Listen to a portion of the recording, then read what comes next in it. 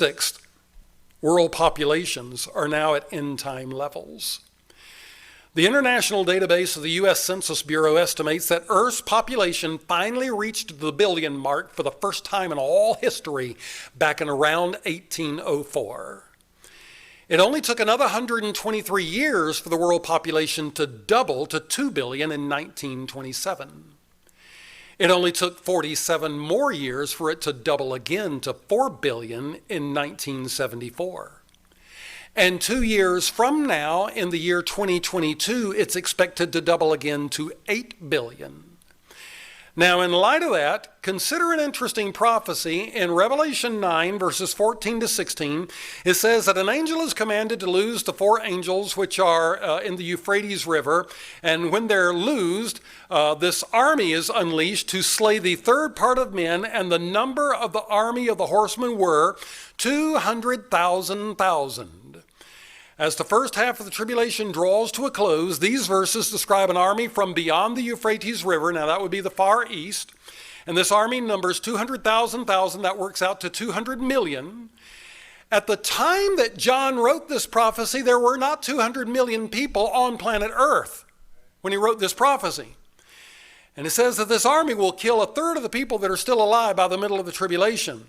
Now, many people believe that this army of 200 million, all coming from one side, from the Far East, they think that number is just too fantastic. It has to be hyperbole. They say we should read that phrase, thousands of thousands, as just lots and lots of people. It's just figuratively speaking there.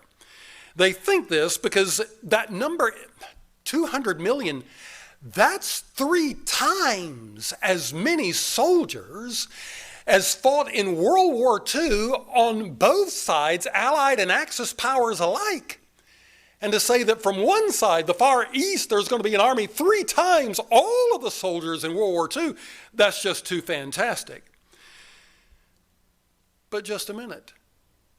Did you know that today the population of the nations in the Far East are 3 times greater than all the populations of the combatant nations in World War II? If they have a population 3 times greater than all of the countries involved in World War II, why couldn't they field an army 3 times as great as fought on all sides in World War II?